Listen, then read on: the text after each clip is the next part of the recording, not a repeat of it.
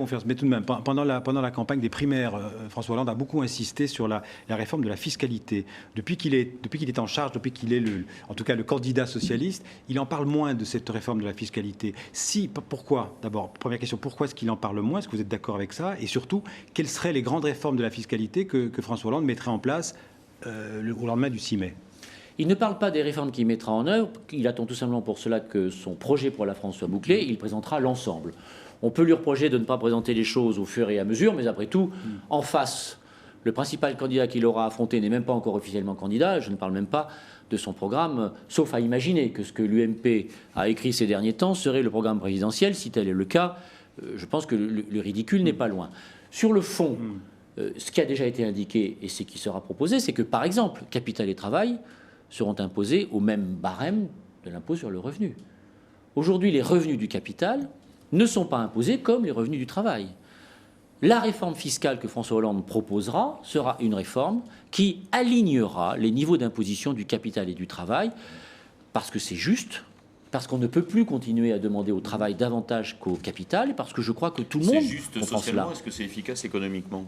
Parce que vous trouvez que privilégier la fiscalité du capital aujourd'hui, c'est efficace économiquement. Alors, pardonnez-moi de vous avoir répondu par une question. Il ne me semble pas, au regard de ce que l'on voit dans ce pays, l'investissement des entreprises, la croissance, il ne me semble pas que privilégier, comme c'est le cas aujourd'hui, et comme Nicolas Sarkozy l'a fait de manière un peu caricaturale, privilégier la fiscalité du capital par rapport et au détriment de celle du travail, comme depuis quelques années, il ne me semble pas que ce soit très efficace. Il y aura d'une manière ou d'une autre une augmentation de l'imposition sur les hauts revenus, par exemple. C'est quelque Très chose... certainement. Oui. Oui, très certainement.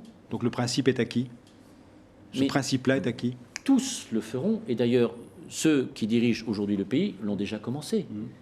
Ils taxent les hauts revenus à au-delà de 250 000 euros par part et par an, ce qui, d'une certaine manière, d'ailleurs, les fait revenir sur un engagement tout à fait formel que le président de la République avait pris, indiquant qu'il n'était pas élu pour augmenter les impôts depuis 2010, 2011, 2012.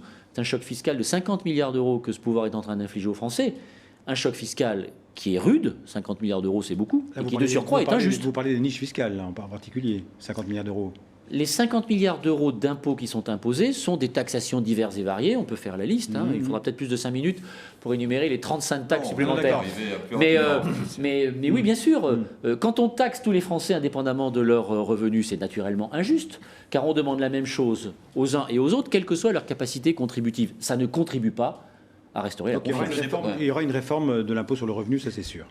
L'acte 1 du redressement de nos finances publiques sera la réforme fiscale. Car on ne peut demander d'efforts supplémentaires à nos concitoyens sans qu'ils soient persuadés que l'effort qui leur est demandé est juste, équitablement réparti et que ceux qui vont contribuer contribueront à hauteur de leur capacité contributive. L'acte 1 CSG, impôt sur le revenu. Je vous le dis, l'acte 1 du redressement des finances publiques, c'est la réforme fiscale.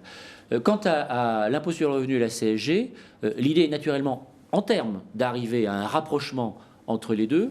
Mais aujourd'hui, je ne suis pas certain que la fusion, par exemple, se ferait dans les 2 ou 3 mois. Le but, pour bien me faire comprendre, n'est pas d'avoir un objet esthétiquement parfait avec un grand impôt citoyen, même si je connais très bien les avantages d'un impôt citoyen qui est lisible et qui est perçu comme juste.